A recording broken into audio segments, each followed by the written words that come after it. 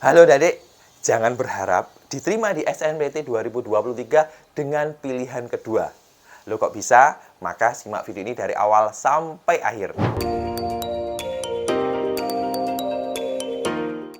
Nah, pada kesempatan kali ini saya akan membahas seputar jangan berharap lebih atau diterima di pilihan kedua SNBT 2023. Untuk informasinya, apa saja, simak selengkapnya di video kali ini dari awal sampai akhir agar adik mendapatkan informasi secara utuh dan menyeluruh. Dan bagi adik yang baru bergabung dengan channel Senta Kamu, saya ucapkan selamat datang dan terima kasih. Dan mau like, share, dan komen, dan tentunya subscribe dan aktifkan lonceng notifikasinya agar adik mendapatkan update informasi seputar SNBP, SNBT, KIPK maupun informasi bermanfaat lainnya. Dan tidak lupa share video ini di media sosial adik-adik, di TikTok, di Instagram, maupun di WhatsApp adik jika dirasa video ini bermanfaat. Oke, teman-teman, saya akan menjelaskan step by step ya seputar bagaimana kalian tidak bisa diterima di pilihan kedua di SNBT 2023 dengan catatan ya.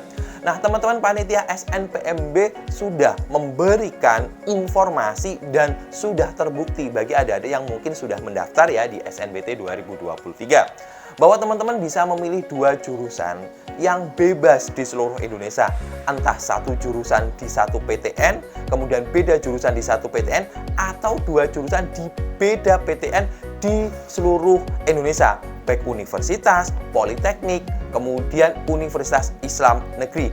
Dan juga bisa memilih di tahun 2023 kabar baiknya bisa jenjang S1, jenjang diploma 3, dan diploma 4. Artinya teman-teman, kalian di tahun 2023 itu peluangnya besar sekali untuk diterima di perguruan tinggi negeri karena memang panitia SNPMB jelas menyediakan jurusan-jurusan baru di tahun sebelumnya tidak disediakan, yaitu D4 dan D3 di Politeknik dan di universitas juga.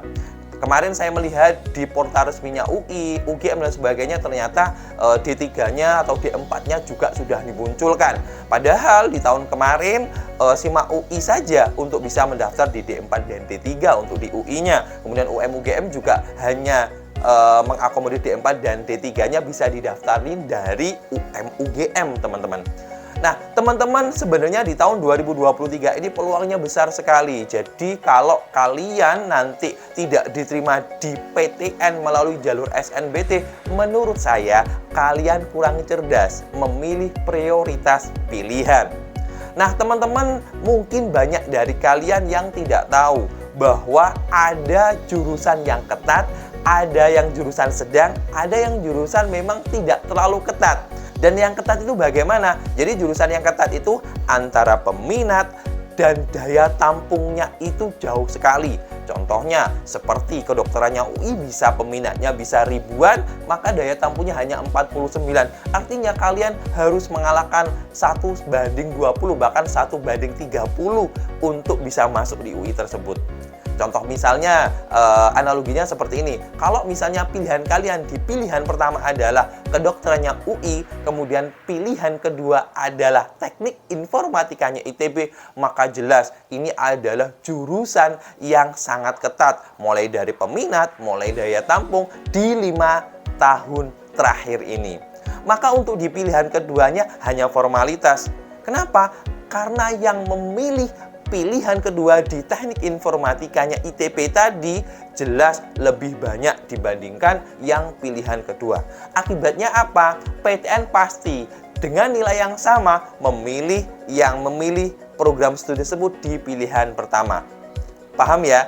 Karena kalau misalnya pilihan pertama taruhlah nilainya 600, kemudian yang memilih pilihan kedua 600 juga, maka pasti positif yang diterima yang memilih pilihan 1.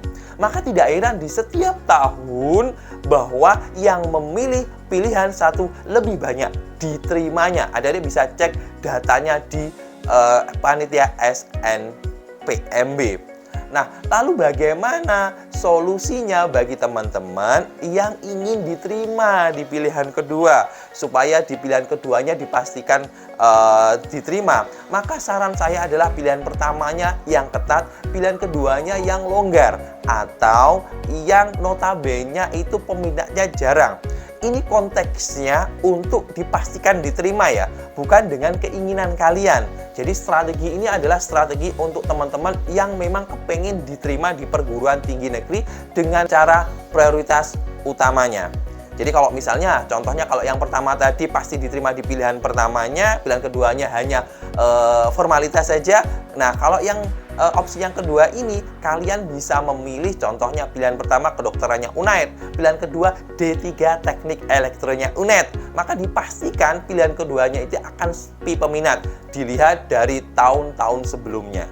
Maka peluangnya di pilihan kedua baru ini diterima. Jadi sesuai judul saya yang awal tadi, jangan berharap di pilihan kedua dengan catatan kalau pilihan kedua itu sama-sama ketat dengan pilihan satu. Karena yang memilih pilihan kedua jelas lebih sedikit dibandingkan yang milih pilihan satu. Dan saya ulangi lagi, kalau di pilihan keduanya itu ketat, otomatis yang memilih pilihan pertama itu tadi sudah sangat banyak. Jadi paham ya? Dan kesimpulan dari video kali ini, pilihlah pilihan kedua yang notabene tidak terlalu ketat. Kemudian bagi yang memilih pilihan keduanya ketat, maka siap-siap gagal di pilihan kedua. Oke, itu saja yang perlu saya sampaikan di video kali ini. Kurang lebihnya dari saya. Wassalamualaikum warahmatullahi wabarakatuh dan salam jumpa.